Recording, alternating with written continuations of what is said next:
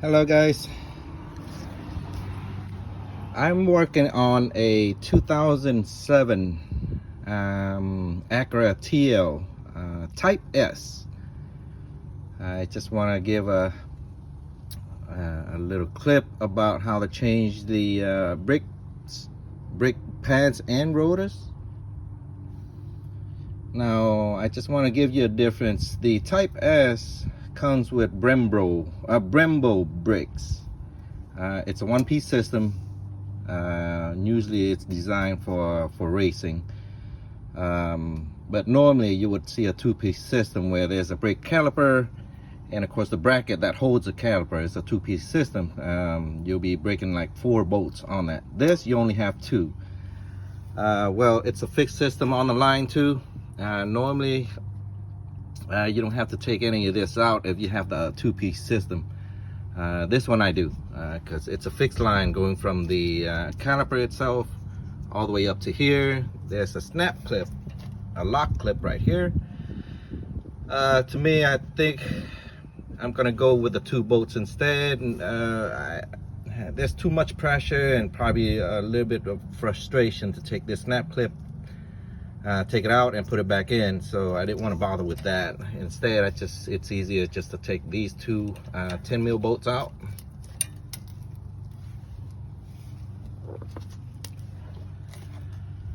And of course there's a 19 mil bolt that holds the whole caliper in place. I already took one out already. The other one is loosened. Now it's a very heavy bolt. Normally you only torque about like 80 pounds on a normal car on a 2-piece system, but this one goes to 125 because it's only 2 bolts and it's holding the whole caliper. Now this is just specifically for the 07 Acura 07 TL. Please make sure you look into the service manual, see what kind of torque spec it is. But I just want to let you know on that. Just a quick tip, that's all. These are fronts. Now the backs are the 2-piece system. Those are lighter torque. I think the manual says 40 pounds, but I gotta look back at it again. But yeah, I didn't find any YouTube videos about these brembo brakes for the Acura TL, so I just want to give a little quick tip on that. Also, I'm gonna have to bleed the brake system. They have 2. It's a 4-piston caliper, as a matter of fact. It's got 2 bleeding nipples right here, one here and one in the back there. I'm gonna have to bleed it before I put it back in because it's gonna be a tight spot. You can be able to do it with the wheels on, but since I took it off, changing the pads on the rotor, might as well go ahead and do that. All right. Also, now how this caliper is holding the whole the pads, there's 2 pins right here and right here, and this is a spring. It's spring loaded actually. So basically what you're gonna have to do is knock the pin from this side, from the outside in. What I have is a little punch tool. You can actually find this at Walmart, Home Depot. I don't believe it costs much, but it comes with a whole set. Where is my 2-piece? There it is. So it comes with a whole set. Very useful tool if you're working on brembo brakes. So what I do, I just kind of stick it in the hole, find the right size and stick it in the hole here. And all you have to do, get a hammer and hit on it.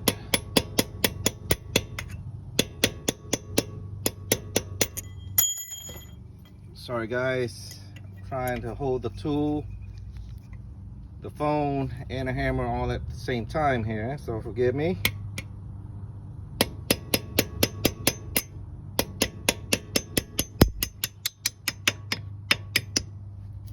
That's all you have to do, and the pin will come out. this way. Now there's the other end.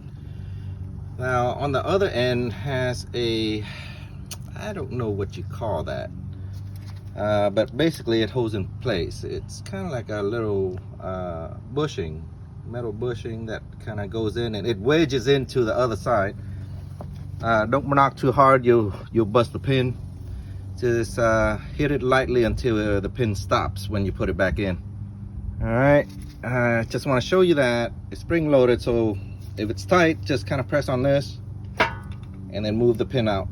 Unfortunately, I can't show you because I got two hands, but you get the idea. All right, and that's it. Make sure you get these two bolts so when you take the caliper out, it won't be holding the caliper back. All right, now once you take the two pins out, the spring just kind of falls out, and of course the pads just kind of slide out this way. Now as far as pressing the brake piston, you need a special tool that it presses both sides of the caliper. You can I'm not affiliated with any auto parts store, but I bought one from AutoZone where there's a tool that you crank. It's got two plates on both sides, so when you crank, it basically opens all the caliper pistons. It just kind of presses both ways.